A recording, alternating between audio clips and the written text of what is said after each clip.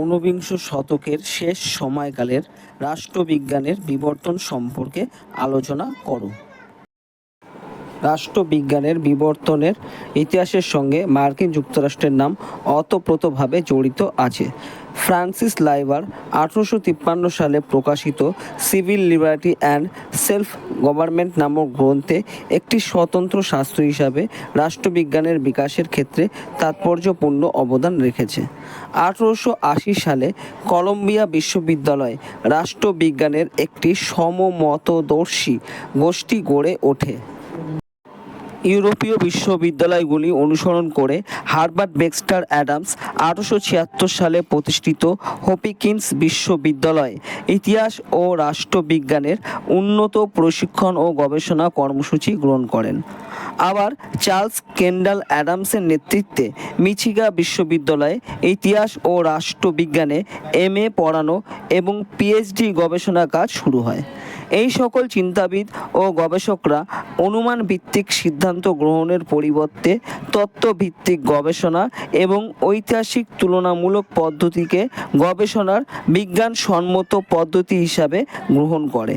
তাছাড়া রাজনৈতিক গবেষকরা রাষ্ট্রপতি শাসিত সংসদীয় এককেন্দ্রিক যুক্তরাষ্ট্রীয় প্রভৃতি শাসন ব্যবস্থার গুণমান বিচার বিশ্লেষণ করে কোনটি গ্রহণযোগ্য সে বিষয়ে মতামত জ্ঞাপন করতে থাকেন। তবে তাদের গবেষণার পদ্ধতি ছিল অবরোহী। জেমস ব্রাইস অবরোহীর পরিবর্তে আরোহী পদ্ধতির সাহায্যে বিচার বিশ্লেষণের পক্ষপাতী ছিলেন। 1903 সালে মার্কিন রাষ্ট্রবিজ্ঞান সংঘ এর প্রতিষ্ঠা একটি স্বতন্ত্র শাস্ত্র হিসাবে রাষ্ট্রবিজ্ঞানের অগ্রগতির পথকে প্রস্তুত করে দিয়েছিল। রাজনৈতিক প্রতিষ্ঠানসমূহ ও প্রক্রিয়াগুলির প্রকৃত অবস্থা সম্পর্কে তথ্য সংগ্রহ ও শ্রেণী বিভাজনের উপর এই সংঘ বিশেষ গুরুত্ব আরোপ করে। 20 শতকের 20-এর দশকে দৃষ্টিবাদী আন্দোলনের ফলে রাষ্ট্রবিজ্ঞান পাঠের ক্ষেত্রে অভিজ্ঞতাবাদী ও পরিসংখ্যানমূলক পদ্ধতির প্রয়োগ এই শাস্ত্রটির ক্ষেত্রে বিজ্ঞানভিত্তিক শাস্ত্ররূপে রূপান্তরিত করে।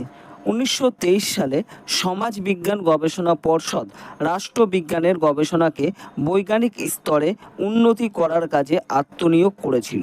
সাবেকি দৃষ্টিভঙ্গির তীব্র সমালোচনা করে 20 শতকের প্রথমার্ধে আচরণবাদের উদ্ভব ঘটেছিল। আচরণবাদীরা মূল্যমান নিরপেক্ষ একটি তাত্ত্বিক কাঠামোর সাহায্যে জাতীয় ও আন্তর্জাতিক রাজনীতির যথাযথ পর্যালোচনা ও মূল্যায়ন সম্ভব বলে মনে করে।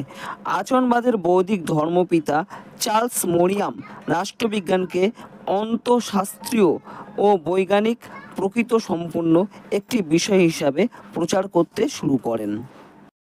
বিগত শতকের 60-এর দশকের থেকে মার্কিন রাষ্ট্রবিজ্ঞান সংঘ এর একদল তরুণ রাষ্ট্রবিজ্ঞানী আচরণবাদের বিরোধিতা করতে শুরু করেন। তাদের মতে আচরণবাদী রাষ্ট্রবিজ্ঞানীরা কার্যক্ষেত্র আর্থসামাজিক দিকটি উপেক্ষা করেছেন। তাই ওই তরুণ গোষ্ঠী মূল্যবোধ, ন্যায়, স্বাধীনতা ও সাম্যের উপর বিশেষ গুরুত্ব আরোপ করে। 19 শতকের মাঝামাঝি সময় থেকে উদারনীতির ধারণার পাশাপাশি একটি মার্ক্সীয় ধারণার উৎপত্তি ও বিকাশ ঘটে।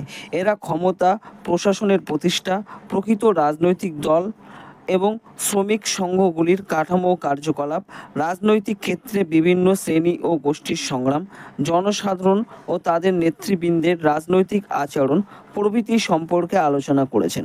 আর এই আলোচনার মূলে ছিলেন মার্কস, এঙ্গেলস, লেনিন প্রমুখ। এইভাবে সুদীর্ঘ পথ অতিক্রম করার পর একটি স্বতন্ত্র